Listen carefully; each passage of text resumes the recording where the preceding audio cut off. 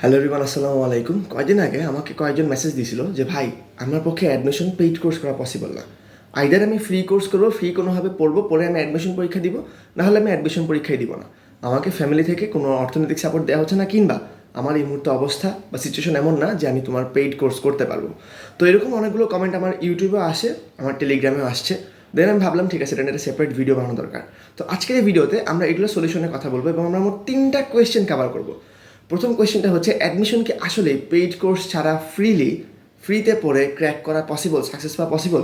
2 নম্বর question হচ্ছে, engineering, medical, varsity কোনটা ফ্রিতে কেমন, অর্থাৎ ফ্রি কোর্স করলে কোনটাতে চান্স পাওয়ার চান্সটা একটু বেশি থাকে, কোনটাতে চান্স পাওয়ার চান্স একটু কম থাকে, বা কোনটাতে অ্যাডভান্সটা কেমন?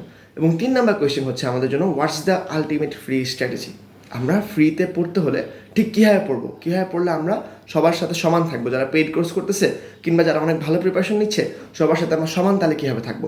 তো আজকের এই ভিডিওতে আমি সবগুলো কোয়েশ্চেন কভার করবো। এর আগে একটা জিনিস খেলে বলে রাখি, মেডিকেল, ভার্সিটি, ইঞ্জিনিয়ারিংয়ের জন্য আমাদের টেলিগ্রামে সেপারেট গ্রুপ আছে, সেখানে আমরা বিভিন্ন ক্ষেত্রে নোটস শেয়ার করি, পোল রান করি এবং তথ্য এক্সচেঞ্জ করি, এবং আমাদের ফিউচার অনেকগুলো প্ল্যানস আছে। তোমরা এগুলো লিঙ্কগুলো টেলিগ্রাম গ্রুপের লিঙ্কগুলো সবগুলো তোমার কমেন্টে পাবা, সেখান থেকে জয়েন হয়ে নিবা। আর লাস্ট কথা বলতেছি, মেডিকেলের জন্য তোমাদের অনেক বড় বড় ভাইয়ারা কিন্তু আছে, উন্মেষ আছে, অপার ভাই আছে, এসিএস আছে, বন্দি পাঠশালা আছে, ডিএমসি ডিএমআর আছে, আরও অনেক মেডিকোরেটিনা অনেক কিছু আছে। তো আমি আসলে নাম সবাইটা বলতে পারলাম না, আমি দুঃখিত।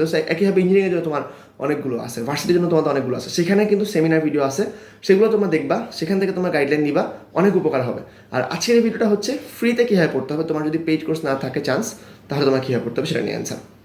তো আমাদের প্রথম কোয়েশ্চেন হচ্ছে, অ্যাডমিশনকে আসলে ফ্রিতে ক্র্যাক করা পসিবল? একটা উত্তর বলি, হ্যাঁ পসিবল, অবশ্যই পসিবল। এবং এটা আমার কথা না, আমি অনেকগুলো বড় ভাই অনেকদেরকে জিজ্ঞেস করছি যে ভাই, অ্যাডমিশন কি আসলে ফ্রিতে পড়া যায়, অ্যাডমিশনের পাশে পার্থক্যটা কী? তো দেখো, আমি অ্যাডমিশনের কথা বলতেছি না, আমি এগুলো শোনা এবং আমার চান্স পাওয়া ব্যক্তিদের কাছ থেকে জানা। ওনারা বলছেন অ্যাডমিশনের সাথে এইচএসসির যে মূল ডিফারেন্সটা, সেটা হচ্ছে কনসেপ্টটার প্রয়োগ। কনসেপ্টটা কে কত স্ট্রংলি প্রয়োগ করতে পারে। তুমি যদি কনসেপ্টটা ডিপলি বোঝো, তোমার অ্যাডমিশনের জন্য তোমার জন্য ইজি হবে। তার মানে ফ্রিতে কিন্তু অ্যাডমিশন পার করা সম্ভব। তোমাদেরকে আমি বাকি 2টা এক্সাম্পল পরে বলতেছি, মানে সুন্দর করে আরও বুঝিয়ে বলতেছি। তবে এটা আপাতত যেটা হচ্ছে, ওনারা বললেন অ্যাডমিশন অবশ্যই পার করা সম্ভব। এখন একটা এক্সাম্পল বুঝো। ধরো দুইটা রিক্সা আছে, প্রথম রিক্সাটা হচ্ছে অটো রিক্সা, দ্বিতীয় রিক্সাটা হচ্ছে পায়ে টানা প্যাডেল রিক্সা। তো অটো রিক্সা তো তোমরা জানোই, যেটা ব্যাটারি চালিত রিক্সা হয়। এখন দেখো, আমরা যদি 200 মিটার দূরে একটা ডেস্টিনেশনে পৌঁছাতে চাই, সেই ক্ষেত্রে অটোরিকশাটা একটু ইজি হবে কাজটা। তুমি অটোরিকশাকে পেইড কোর্সের সঙ্গে তুলনা করো, যে পায়ে টেনে রিক্সা চালাচ্ছে তার কিন্তু কষ্টটা অটোরিকশা থেকে অনেক অনেক বেশি। সে হচ্ছে ফ্রি কোর্স, তো ফ্রি কোর্সের ক্ষেত্রে তার জন্য পায়ে টেনে জিনিসটা আগানো একটু হার্ড। তবে জিনিসটা একটু খেয়াল করো, দুজনে কিন্তু টার্গেটে পৌঁছাতে পারছে। এবং রাস্তায় চলার পথে যদি অটোরিকশা কখনো ব্যালেন্স হারায় ফেলে, মানে অ্যাক্সিডেন্ট করে ফেলে কিংবা কিছু করে, সে পিছিয়ে যাচ্ছে। মানে এখানে বোঝাচ্ছি আমি, সে যদি তার ট্র্যাক থেকে চলে যায়, সে যদি পড়ালেখা না করে সময় নষ্ট করে, সে অ্যাক্সিডেন্ট করে পড়ে যাচ্ছে। আবার যে প্যাডেলে টানতেছে, সেও যদি কনসিস্টেন্টলি টানে, কষ্ট করে, প্যাডেলও কিন্তু স্পিডে টানা যায়। সে যদি কষ্ট করে, সে যদি আউট অফ ট্র্যাক না হয়, সে যদি অ্যাক্সিডেন্ট না করে, সাবধানে ভালো করে বুঝে পড়ে, তাহলে সে চান্স পাবে। এটাই আসলে ডিফারেন্সটা। একটু অ্যাডভান্টেজ তো পেইড কোর্স পাচ্ছেই, তবে ফ্রি কোর্স থেকেও এটা অনেকটুকু কাভার দেওয়া পসিবল। এবং এটা তোমাদেরকে বিশ্বাস করতে হবে যে ভাই, আমার যদি এই মুহূর্তে পেইড কোর্স কেনার সামর্থ্য না থাকে, অবস্থা না থাকে, আমি ফ্রি কোর্স দিয়ে ক্র্যাক করে দেখাবো, আমি ইনশাল্লাহ অবশ্যই পারবো। এবং এটা অনেক অনেক অনেক বেশি পসিবল। কেন পসিবল, বাকি 2টা কোয়েশ্চেন উত্তর শুনলে তোমরা পেয়ে যাবে। আচ্ছা, এখন আমাদের যে কোয়েশ্চেনটা আসে, ইঞ্জিনিয়ারিং, মেডিকেল, ভার্সিটি কোনটা আমরা ফ্রিতে পড়লে আমাদের জন্য ইজি হবে, কোনটা আমাদের জন্য হার্ড হবে?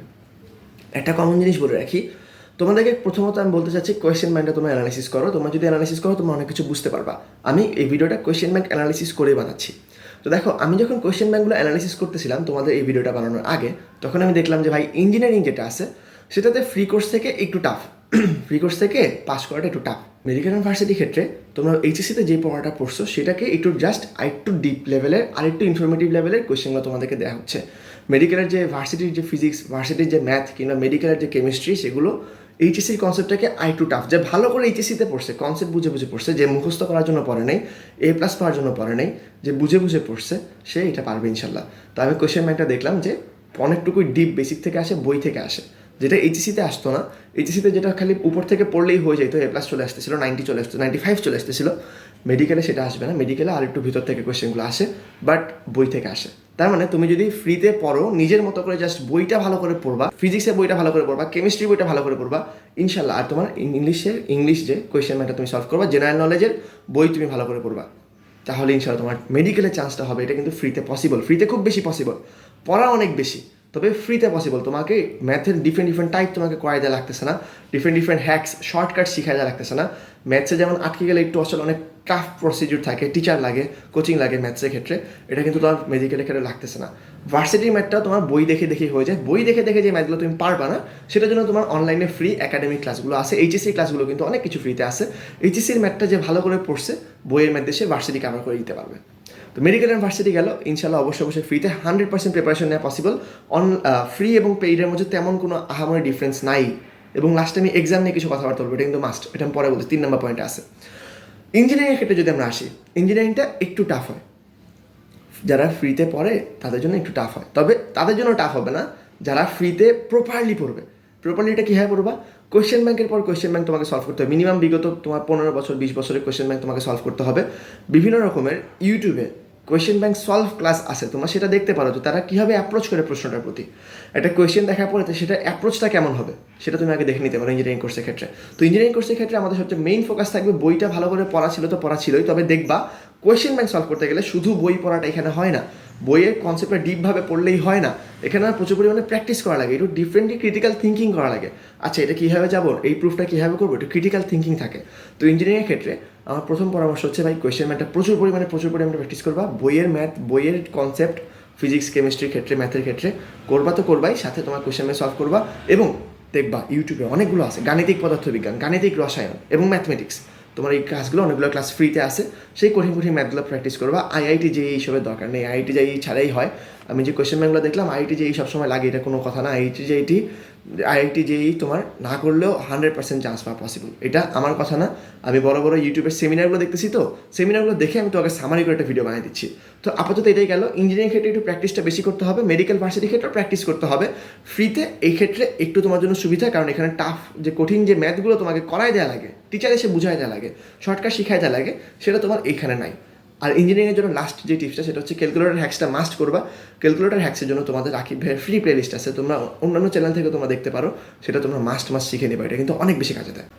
এখন আমাদের যে final question, what's the ultimate free strategy? ফ্রিতে পড়তে হলে, ফ্রিতে চান্স পেতে হলে আমাদেরকে কী কী করতে হবে?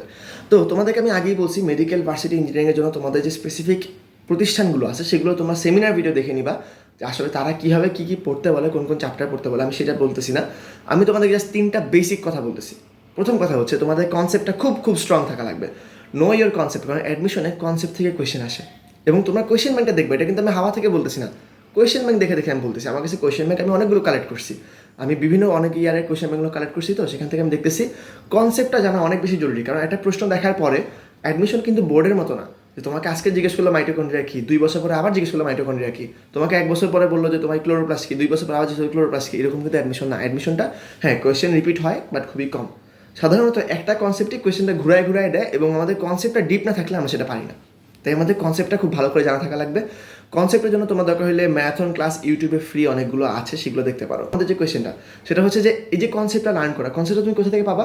এইচএসির ক্ষেত্রে যখন আমরা এইচএসিতে পড়তাম তখন আসলে অনেক ডিপ ক্লাস ছিল।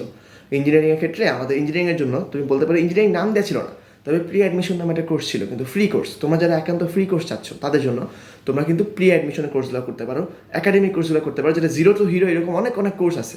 মানে হচ্ছে দেখো, একটা ভেক্টর চ্যাপ্টারকে 10টা 12টা 15টা ক্লাসে ভাগ করা হয়েছে, এত ক্লাস কিন্তু লাগে না। এইচএসির জন্য যে পড়তে চায় তার কিন্তু 5টা 6টা ক্লাসই হয়, বাট যারা অ্যাডমিশনের জন্য পড়তে চায় তারা 10টা 12টা 15টা ক্লাসে পড়তে পারে। তো এরকম ফ্রি প্লেলিস্ট ইউটিউবে যেগুলো আছে সেগুলো আমি তোমার সাজেস্ট করতেই পারি, সেটা নিয়ে তোমাদেরকে আমরা ডিফারেন্ট ভিডিও ইনশাল্লাহ বানাই দিব তোমরা চাইলে। তো ফ্রি প্লেলিস্টগুলো আমি সাজেস্ট করতে পারবো, তোমরা এগুলো তোমরা দেখে নিতে পারো, ইনশাল্লাহ তোমাদের কনসেপ্টগুলো অনেক স্ট্রং হবে। এটা তোমাদের করতেই হবে, এটা হচ্ছে প্রথম কথা, নো ইউর কনসেপ্ট খুব ভালো স্ট্রং করা। সেকেন্ড যে পয়েন্ট থাকবে সেটা হচ্ছে আমাদের কোয়েশ্চেন ব্যাংক সলভ করা। কোয়েশ্চেন ব্যাংক সলভ করাটা অনেক বেশি ইম্পর্টেন্ট, এবং এটা থেকে তোমার একটা ধারণা হয় যে ভাই আমাদের কোয়েশ্চেন কেমন আসবে। তুমি এইচএসসি পরীক্ষা দেওয়ার আগে কোয়েশ্চেন যখন সলভ করে যাও তখন তোমার কাছে লাগে আরে এটা তো টাইপ কমন পড়ে গেছে, আরে এটা তো ম্যাথ কমন পড়ে গেছে। কেন কমন পড়ে? কারণ কোয়েশ্চেন ব্যাংকটা তোমাকে একটা ধারণা দেয় যে ভাই পরীক্ষার মতো প্রত্যেকবার কোয়েশ্চেন ব্যাংক সলভ করা মানে প্রত্যেকটা ডিফারেন্ট পরীক্ষা দেয়া, প্রত্যেকবার পরীক্ষা দেয়া। মেডিকেলের কোয়েশ্চেন কিন্তু একটা ফিক্সড প্যাটার্ন মেনে আসবে, ভার্সিটি পরীক্ষাটা একটু চেঞ্জ হয়, বাট স্টিল একটা কিন্তু স্ট্রাকচার পাওয়া যায়। ইঞ্জিনিয়ারিং পরীক্ষাটা স্ট্রাকচার পাওয়া যায় যে ভাই কীভাবে পরীক্ষাটা দেওয়া যায়। তখন তুমি যখন এরকম বারবার কোয়েশ্চেন ব্যাংক সলভ করবা তখন তোমার কাছে লাগবে না আমি একটা এক্সামের প্রিপারেশনে আসি। এবং লাস্ট যে ইম্পর্টেন্ট পয়েন্টটা সেটা হচ্ছে তোমার অফলাইন এক্সাম দেওয়া। এক্সাম দেওয়াটা সবচেয়ে বেশি ইম্পর্টেন্ট জিনিস। এখন তোমরা অনেকে বলতে পারবে অনলাইন এক্সাম দিব না অফলাইন এক্সাম দিব। আমার কথা হচ্ছে অবশ্যই অবশ্যই অফলাইন এক্সাম দিবা। আমি অনলাইন অফলাইন এইচএসসির টাইমে দুইটাই দিছি এবং দেখলাম অফলাইনের সাথে আসলে কখনোই তুলনা হয় না।